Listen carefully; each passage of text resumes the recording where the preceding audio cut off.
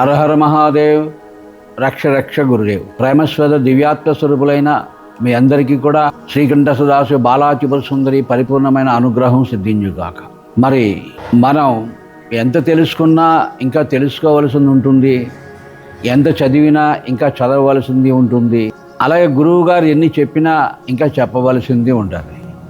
ఎందుకు అంటే ఒక వయసుతో కానీ ఒక జన్మతో కానీ పూర్తయ్యేది కాదు ఎవరి విద్య కూడా. ఒక జన్మలో సమస్త విద్యలు పూర్తిగా చదువుకునేవాడు ఈ భూమి మీద ఈ రోజు వరకు ఎవడు పుట్టలేదు, పుట్టడు కూడా. నిత్య నూతనం ఆత్మవిద్య, స్వరయోగ విజ్ఞానం, సప్తస్వరయోగ విజ్ఞానం, ఆత్మవిద్య, ఆత్మ జ్యోతిషము, ఆత్మశక్తి. ఆ స్వరయోగ విజ్ఞానం, సప్తస్వరయోగ విజ్ఞానాన్ని మనం తెలుసుకోవాలి అనుకుంటే ఎన్నో జన్మల పుణ్యం ఉంటేనే కానీ మనకు తెలియదు. ఆ తెలిసిన తర్వాత కూడా మనకి సత్ఫలితం రావాలంటే భగవంతుని యొక్క అనుగ్రహము, తర్వాత గురువు యొక్క అనుగ్రహం ఉంటే లభిస్తుంది. ప్రతి ఒక్కరూ కూడా ఒకటే ఆలోచిస్తూ ఉంటాం. సులువుగా మనకి ఏ మహాత్ములన్నా ఏమైనా చిన్న మెరాకిల్గా జరిగేటటువంటి విషయాన్ని చెబితే వెంటనే సాధన చేసి సాధించవచ్చును కదా అనే ఆలోచనతో మనం ఈ కలియుగ ప్రభావం వలన, ఇప్పుడున్నటువంటి పరిస్థితుల వలన ఇలాంటి ఆలోచనలు వస్తాయి. దానికి కారణం ఏమిటంటే గురువు లేకపోవడం, గురు సాంప్రదాయం మనకి లేకపోవడం. ఎందుకు? అది ఎప్పటి నుంచి వచ్చింది మనకి? బ్రిటిష్ వాడు కొంతకాలము, మహమ్మదీయుడు కొంతకాలము మన భారతదేశాన్ని, మన గురు పరంపరని, ముఖ్యంగా ఆశ్రమ పరంపరని, గురుకుల పరంపరని, ఆలయ పరంపరని నాశనం చేశారు. కాబట్టి శాస్త్రాలు నాశనం చేశారు. కాబట్టి చెప్పేవాడు లేడు, వినేవాడు లేకుండా పోయింది భారతదేశం. దానికి కారణంగానే మనం అసలైన విషయాన్ని, గురు పరంపరగా వస్తున్నటువంటి సాంప్రదాయాన్ని, గురువు అనుగ్రహంతో వచ్చిన సప్తస్వర యోగ విజ్ఞానాన్ని, శాస్త్రాన్ని, అలాగే గురు పర్వాలంటే ఏమిటి, గురు పరంపర అంటే ఏంటి అని తెలుసుకునే జ్ఞానాన్ని మనం తెలుసుకోలేని కారణంగానే కష్టానికి గురి అవుతున్నాం, శ్రమకు గురవుతున్నాం. సులువుగా సాధించవలసింది 101,000 సార్లు తిరుపతి, 101,000 సార్లు కాశీ వెళ్ళినా సరే పూర్తి ఫలితం మనకు రావడం లేదు. కారణం గురు పరంపరను మనం అనుసరించట్లేదు కాబట్టి, గురు పర్వాన్ని మనం అనుసరించట్లేదు కాబట్టి. అసలు గురు పర్వం అంటే ఏంటి, గురు పరంపర అంటే ఏంటి, ఇవన్నీ మనం బాగా తెలుసుకోవాలి. దానికి సప్తస్వర యోగంలోని అలాగే గురు పరంపరలోని అంటే శ్రీ గురు, పరమగురు, పరమేశ్వర గురు అని మనం వాడుకుంటుంటాం. అలాగే దివ్య గురువులు, సిద్ధ గురువులు, మానవ గురువులు అని కూడా మనం తెలుసున్న విషయమే. ఇది కూడా చాలామందికి అంటే సిద్ధ గురువులు అంటే ఏంటి, దివ్య గురువులు అంటే ఏంటి, మానవ గురువులు అంటే ఏంటి. మన గురు పరంపర ఎప్పుడూ కూడాను శిష్య పరంపరగాను వంశ పరంపరగాను నడుస్తుంది పూర్వం నుంచి కూడా. ఒక గురు పరంపర రావాలంటే ఒక తల్లిదండ్రులని కడుపు నుంచి ఒక బిడ్డ పుట్టాలి. పుట్టిన తర్వాత ఆ బిడ్డ సన్యాసిగాన్నా జీవించాలి, లేకపోతే గృహస్థుడిగాన్నా జీవించాలి. రెండిట్లో కూడా గురు పరంపర నడవడానికి గురువుకు అనుకూలంగా, గురు సాంప్రదాయానికి అనుకూలంగా మనం జీవించే విధానం కావాలి. అది పరంపరగా వచ్చే విధానంలో అది వస్తుంది. ఆది గురువు ఎవరయ్యా అంటే సదాశివుడు, ఆదిశివుడు, దక్షిణామూర్తి. ఆయన పార్వతీ అమ్మవారికి చెప్పాడు ఉపదేశం. అట్లాగే పార్వతీ పరమేశ్వరులు విష్ణు భగవానుడికి, లక్ష్మీమాతకి కూడా బోధించారు. ఆ తర్వాత విష్ణు భగవానుడు ఆ లక్ష్మీమాత బ్రహ్మ సరస్వతులకి బోధించారు. ఆ బ్రహ్మ సరస్వతులు దేవతలకందరికీ బోధించారు. దాన్నే మనం దివ్య గురు పరంపర అంటాం. ఈ దివ్య గురు పరంపర అనేది మనకి ఈ భూమండలం పుట్టి సృష్టి ప్రారంభమయ్యి 200 కోట్ల సంవత్సరాలు అయింది. ఈ పరంపర అనేది, దివ్య గురు పరంపర అనేది మనకి 200 కోట్ల సంవత్సరాల నుంచి జరుగుతుంది. 200 కోట్ల సంవత్సరాల నుంచి జరుగుతున్నటువంటి దాంట్లో ఆ గురు పరంపరలో ఉన్నటువంటి దివ్య గురువులు, దేవగురువులు చేసిన తపస్సు ఫలంతో సజ్జోజాత వామదేవ అఘోర తత్పురుష ఈశాన ముఖం నుంచి ఉద్భవించినటువంటి జ్యోతిర్లింగాల నుంచి ఉద్భవించినటువంటి పంచాచారులు ఈ భారత భూమి మీద మొట్టమొదట ఆది గురు పరంపర నుంచి తపస్సు ఆ దివ్యమైనటువంటి పరంపర నడుస్తుంది జగద్గురువులుగా. అలా పరంపరలో వస్తున్నటువంటి దివ్య గురువుల యొక్క అనుగ్రహం పొంది ఆ గురు పరంపరలో ఉపదేశం పొంది, అలా ఉపదేశం చేసేవా మహాత్ములు ఎవరన్నా వారి ద్వారా ఉపదేశం పొంది ఎవరైతే సాధన చేస్తున్నారో, తద్వారా మీకు ఉదాహరణకి 5 అక్షరాలు కలిగిన పంచాక్షరి మహామంత్రం సిద్ధి పొందాలి అంటే 5 లక్షల సార్లు జపం చేయాలి 21 రోజుల్లో. అలా చేసినప్పుడు ఆ తర్వాత నువ్వు ఒకసారి స్మరించిన ఆ పంచాక్షరి మంత్రం యొక్క మహిమ నీకు ఫలితానికి వస్తుంది. అయితే 200 కోట్ల సంవత్సరాల నుంచి తపస్సు చేస్తూ పంచాక్షరి మహామంత్రం యొక్క తపో బలంతో ఉన్నటువంటి గురువుల వలన ఉపదేశం పొందిన మీకు, ఉపదేశం పొందిన వెంటనే మీరు అక్షరలక్షగా జపం చేయవలసిన అవసరం లేదు. అది మీ చెవులో ఉపదేశం పొందినంత మాత్రానే మీ కుండలిని జాగరణ, మీ చైతన్యం అనంత విశ్వంతో అవినాభావ సంబంధంతో ఆనంద తాండవం చేయగలుగుతారు, శివ తాండవం చేయగలుగుతారు. అదే సిద్ధ గురు, దివ్య గురువు యొక్క పరంపర రహస్యం, దివ్య గురువు యొక్క పరంపర రహస్యం అది. అట్లాంటి దివ్య గురువులను మీరు ఆశ్రయించారా?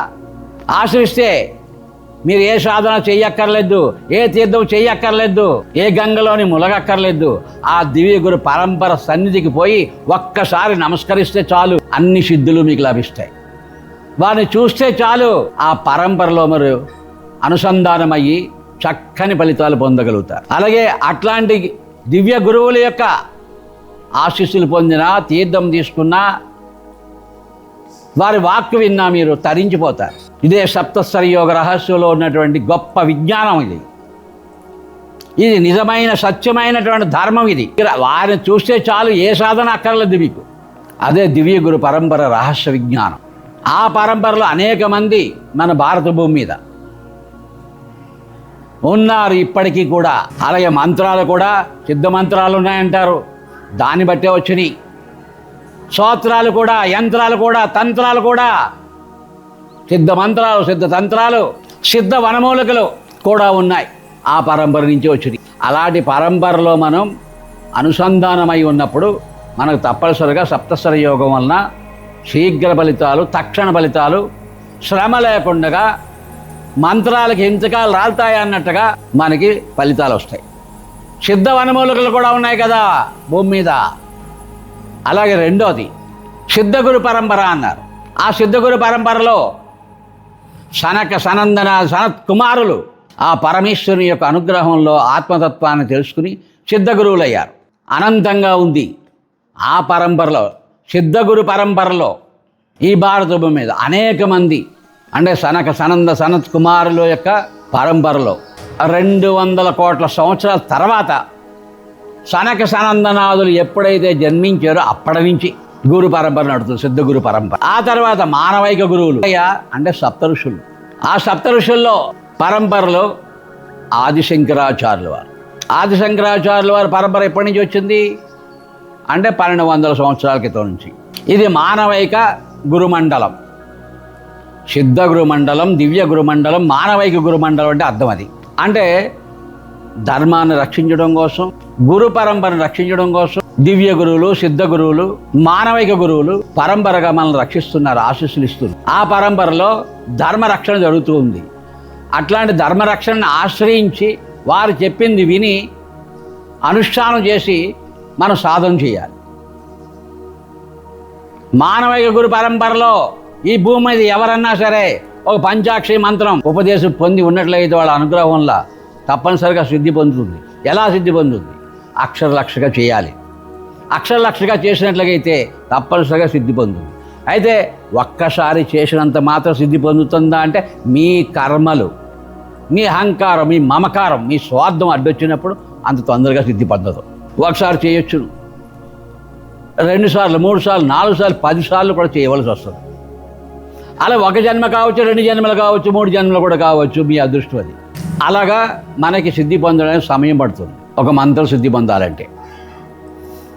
అలాగే సప్తస్వర యోగ రహస్య విజ్ఞానం, పరమేశ్వరుడు పార్వతి చెప్పిన రహస్య విజ్ఞానాన్ని తెలుసుకున్నటువంటి వారు ఇదే పంచాక్షరి మహామంత్రం ఉపదేశం పొందినప్పుడు సప్తనాడీ మండలం, సప్తస్వర యోగ రహస్య జ్ఞానం ద్వారా నీకు అనుసంధానమైనటువంటి ఆ మంత్రోపదేశం చేయడం ద్వారా పంచాక్షరి మహామంత్రం ఏ రకంగా ఉపదేశం చేయాలి అనే దానికోసం గురు పరంపరలో వస్తుంది. ఆ పరంపరలో పృథ్వీతత్వంలో పుట్టావా, జలతత్వంలో పుట్టావా, అగ్నితత్వంలో పుట్టావా, వాయుతత్వంలో పుట్టావా, ఆకాశతత్వంలో పుట్టావా, ఉదయం పుట్టావా, మధ్యాహ్నం పుట్టావా, సాయంత్రం పుట్టావా, అర్ధరాత్రి పుట్టావా, తెల్లారుజామున పుట్టావా అని నీ పుట్టిక రహస్యాన్ని తెలుసుకుని సప్తస్వర యోగాన్ని అనుసంధానం చేసి ఒక బీజాక్షరాన్ని నమశివాయ మంత్రంలో చెప్పడం ద్వారా నీ నాడి ఉత్తేజమయ్యి ఒక్కసారి నువ్వు ఆ పంచాక్షి మహామంత్రాన్ని 21 రోజుల్లో 5 లక్షలు జపం చేస్తే సిద్ధి పొంది తీరుతుంది. మరి జన్మతో పని లేదు. ఇదే గొప్ప రహస్యం. అయితే మరొక అద్భుతమైన రహస్యం ఉంది, ఇంకో విజ్ఞానం ఉంది. మహాత్ములు అందించే సందేశం ఈరోజు మీరందరూ మర్చిపోయారు. పెద్దలు మర్చిపోయారు, పిల్లలు మర్చిపోయారు. చదువులు, నాగరికత, టెక్నాలజీ అనే పేరు మీద అసలు విషయాన్ని, మీ ధర్మాన్ని మీరు మర్చిపోయారు. గురు పరంపరని మనకు పట్టుకోవాలి అనే దానికోసం మీరు మర్చిపోయారు. గురు పర్వాల్లో, గురు దివ్య పర్వాల్లో మీరు అదే పంచాక్షి మంత్రాన్ని గురు ఉపదేశించిన దాని ప్రకారంగా సప్తస్వర యోగాన్ని అనుసంధానం చేసి సాధన చేస్తే శీఘ్ర ఫలితాలు, మంత్రాలకు చింతకాలు రాలుతాయా అన్నట్టుగా వస్తాయి. మరి మరొక అద్భుత రహస్యం, ఆది గురు పరంపరకి 200 కోట్ల సంవత్సరాలను బట్టి తపస్సు చేసి మీరు వారి సంతానంలో, వారి వంశంలో మీరు అనుసంధానమైనప్పుడు మీరు ఏ తపస్సు చేయక్కర్లేదు. మీరు ఏ తపస్సు చేయక్కర్లేదు. వారు ఒక మంత్రోపదేశం చేస్తే చాలు, ఆ పరంపరలో అది మీరు వింటే చాలు, వారిని మీరు దర్శిస్తే చాలు, వారి పాద నమస్కారం చేస్తే చాలు, వారి నోటంబడ వచ్చిన మాట వింటే చాలు, వారి యొక్క దివ్య నేత్రాల్లో మనం చూసి నమస్కరిస్తే చాలు, వారి హస్తాలతో మనల్ని ఆశీస్సులు పొందుకుంటూ చాలు, మన జన్మ సార్థకం అవుతుంది. ఏ సాధన చేయక్కర్లేదు, ఏ తీర్థమే లక్కర్లేదు, ఏ దానము చేయక్కర్లేదు. అట్లాంటి గురువులు మీకు దొరుకుతాయి. అట్లాంటి గురువులు కూడా ఈ భారతదేశంలో ఉన్నారు. నా గురువు దివ్య గురు పరంపర. అట్లాంటి గురు పాదాలను ఆశ్రయించేందుకే ఇంత విషయాన్ని మీకు చెప్పడానికి మార్గం దొరికింది. ఆయనే చెప్పారు, పేరు నాది, పని నీది, ఫలితం నీదే అని. అలాగే నీ ముందు, నీ వెనక, నీ పైన నీ చేయి పట్టుకుని అడుగుతానన్నారు. అలాగే నీకు ఎప్పుడు కావాలండి అప్పుడు నువ్వు సాధన చేసుకుంటూ పో, నీకు కూడా ఉండి నీకు ఎప్పుడు కావాలో అప్పుడు నేను అందిస్తాను అన్నారు. అలాగ ఆయన అందించేటటువంటి దివ్య సందేశం ఈరోజు మీతో చెప్తున్నాను. ఎన్ని జన్మలైనా నా గురువు నా కూడా ఉంటాడు. ఈ గురు పరంపర నశించిపోదు. మీరు ఆచరించినా ఆచరించకపోయినా దివ్య గురు పరంపర ఎన్నడూ నశించదు. ఆయనతోటే నడుస్తూనే ఉంటుంది. దివ్య గురు పరంపర నడుస్తూనే ఉంటుంది. పరంపర, వంశ పరంపర, శిష్య పరంపర అక్కడి నుంచే నడుస్తుంటుంది. అట్లాంటి గురువులు, మహాత్ములు ఎంతోమంది మన భారతదేశంలో ఉన్నారు. అట్లాంటి వారిని ఆశ్రయించినంత మాత్రానే, వారికి నమస్కరించినంత మాత్రానే అన్ని సిద్ధులు లభిస్తాయి. మీ అన్ని రకాలైనటువంటి ఇహపర సౌఖ్యాలు లభిస్తాయి. బయట ప్రపంచంలో ఉన్నటువంటి విసుకాలు కోరుకుంటే అయ్యి వస్తాయి. ఆత్మ విద్య కావాలని కూడా అది వస్తుంది. నడిచే దేవుళ్ళు అవుతారు మీరు. ఆ దివ్య గురు పరంపర రహస్యం అది. అప్పుడు మీరు ఎందుకు ధనయోగం రాదు, లక్ష్మీ యోగం రాదు, సరస్వతి యోగం రాదు? ఎందుకు రాదు? మహాకాళి యోగం ఎందుకు రాదు? ఇదే రహస్యం. గురు పరంపర రహస్యం అనేది తెలుసుకుని, గురు పర్వాన్ని పట్టుకుని, సప్తస్వర యోగాన్ని నేర్చుకుని, తద్వారా మనం ఆశ్రయించి సులువుగా సాధన చేయడం ద్వారా, నమస్కరించడం ద్వారా లాభం పొందుతాం. మనం ఎక్కడికే వెళ్ళక్కర్లేదు, చెయ్యి చాపక్కర్లేదు. నీకేది కావాలో అది నీ దగ్గరికి వస్తుంది. మరి నీవేం చదవకపోయినా, నువ్వు వినకపోయినా నువ్వు అన్నీ చెప్పగలుగుతావు. నీ వాక్ నుంచి వచ్చేదే సకల వేద సారాంశం వస్తుంది. నువ్వు చెప్పేదే సకల శాస్త్ర సారం, సకల వేద సారం కూడా నీ హృదయంలోంచి ఆ గురు పరంపర మాట్లాడుతుంది. అదే దివ్య దర్శనం. అట్లాంటి అదృష్టాన్ని మనం వినియోగించుకోవాలి. మరి ఈరోజు ఇదంతా చెప్పడానికి కారణం, నా గురు పరంపర రహస్యం యొక్క విజ్ఞానం తెలిసి ఎదర జరగబోయేటటువంటి గొప్ప అద్భుతం ఏడో తెలీదు. అందరూ చూస్తాం. 53 సంవత్సరం వరద వచ్చింది. ఆ తర్వాత శతభిక్ష నక్షత్రంలో పుట్టాడు ఒక గురువు గారు.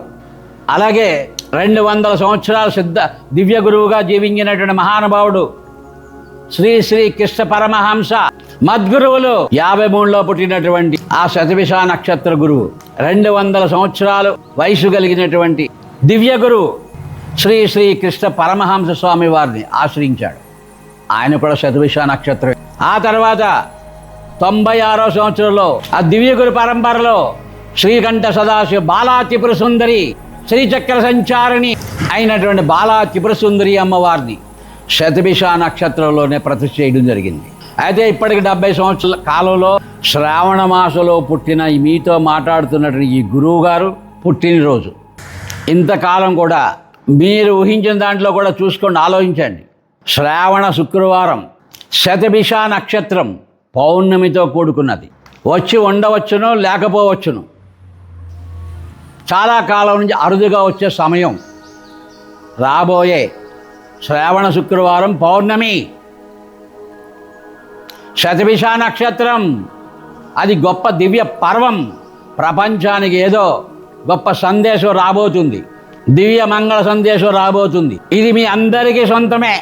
కానీ ఇప్పటి వరకు కని విని ఎరగని అదృష్టం ఈ భారత భూమి మీదే మన ఆశ్రమంలో, అంటే ఆలయాశ్రమం శ్రీకంఠ సదాశివాచార్య సన్నిధిలో పౌర్ణమి శుక్రవారము శ్రావణ మాసం శతభిష నక్షత్రం ఒక అద్భుతమైనటువంటి దివ్యమైన సమయమే కాకుండా జగన్మాత అయిన బాలా త్రిపుర సుందరి ప్రతిష్ఠ శుభ నక్షత్రం.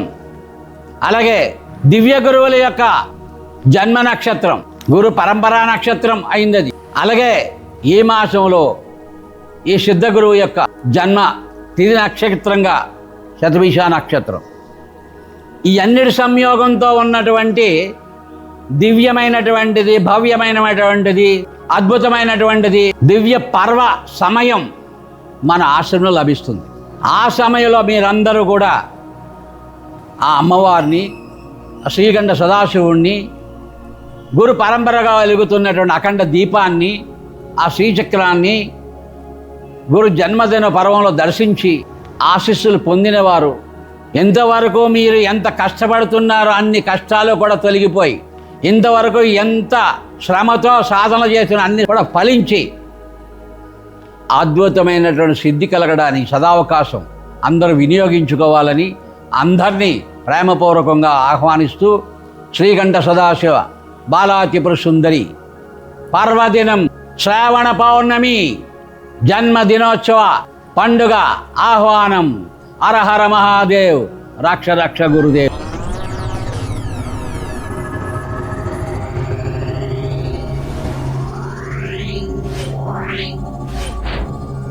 Yeah.